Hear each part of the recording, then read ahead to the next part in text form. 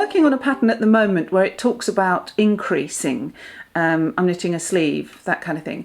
What are the best ways to increase? Because I never know. There's make. What does make one mean? I mean, there's so many different ways of doing it. Right.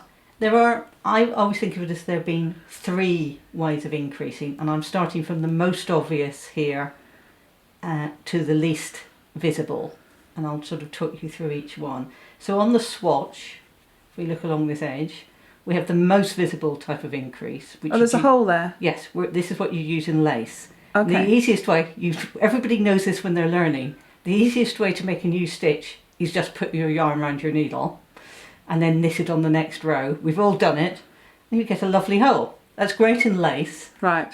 but not great for any other sort of increases. So the ones we use that are most commonly there's one called a knit front and back. Oh yes, where I've you seen work that. into the stitch. Now the thing about that is, what you end up with is a stitch and a little bar next to it where you make the other stitch. So you get a stitch and a little bit, and I'll show you this again in a moment.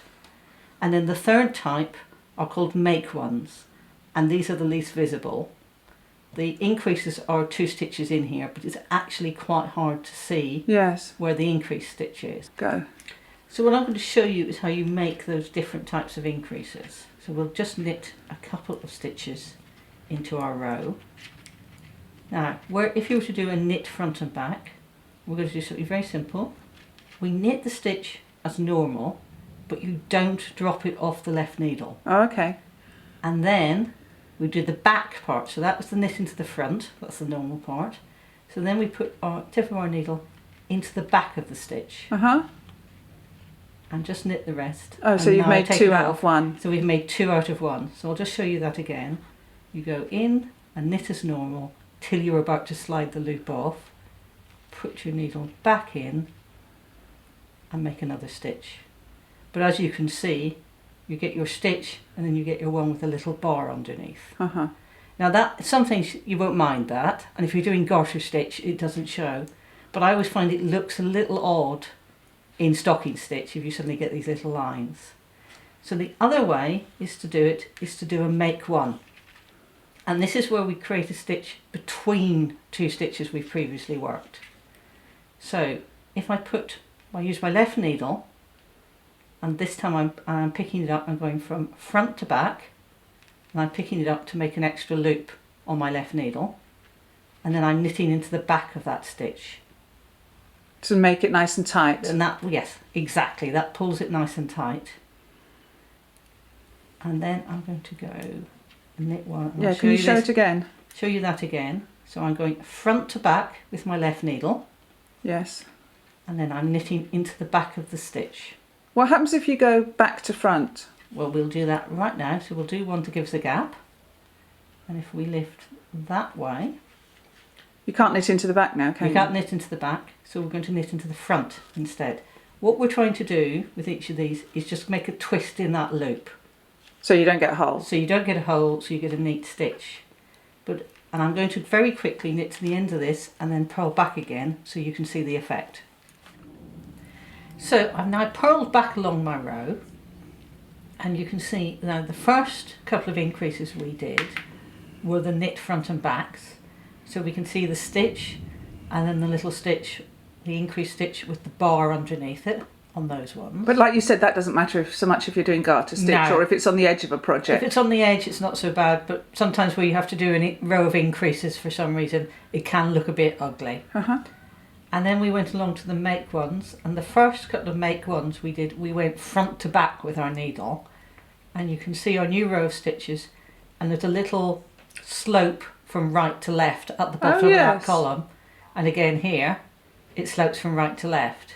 Now the third one we went the other way, so we went back to front, and you can see the bottom of the stitch leans from left to right. When's that useful then? So that's really useful. Say you were doing increases on a garment where you will see both sides. Yes. Or a symmetrical, or if you're doing a top-down garment and you're increasing for the sleeve, if you do always do the ones on the right-hand side, so they lean to the right, and the ones on the left-hand side, so they lean to the left. it'll look really neat. Oh, and I guess thumbs on a mitten or a Thumbs glove. on a mitten is another really good example of that. Anything where you're trying to do symmetry, it's a really good idea. And you can even just write it down on the edge of your pattern that you're going whichever way you decide, and it's up to you. So you can decide for yourself and write down on your pattern to remind yourself that on the right hand side you're always going front to back, and on the left hand side you're always going back to front with your left needle, and then they'll be the same the whole way up, and you'll get a neat row of stitches, which always looks better on a project. One. Something that's always intrigued me is, and I'm never sure whether I'm doing it right, is within a pattern, say for example on a jumper where you're decreasing, one side of the garment will have a different decrease to the other side. Well, if we look at something like a sleeve, a raglan sleeve, you want your lines of decreases to match and to slope in so that you've got a nice symmetrical sleeve. Oh, okay. So we achieve that by doing different types of decrease on each side to get that effect. So that's why your pattern asks you to do it. So here I'm going to show you how to do these two different decreases.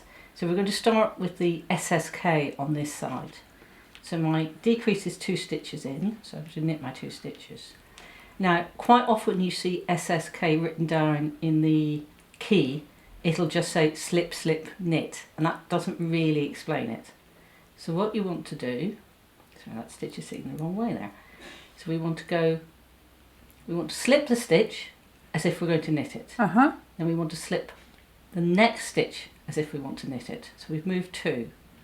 Now the third part of it is to knit those 2 stitches together. So I've slipped them back onto the left hand needle, and now I'm just knitting the 2 of them Through the back of the loop. Uh-huh.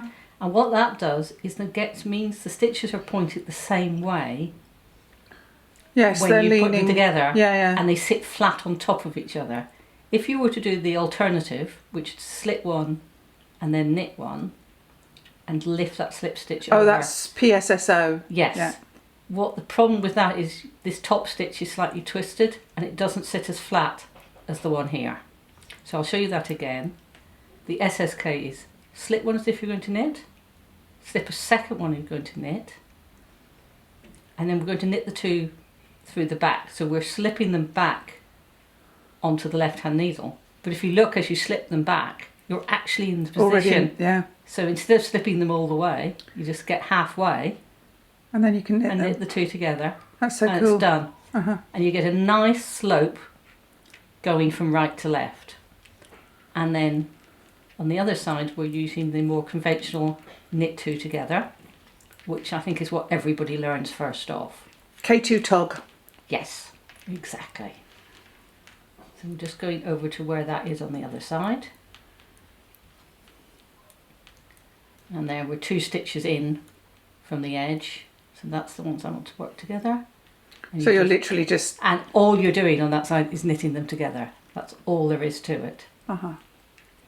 And then that's what gives you those really neat parallel lines on each side.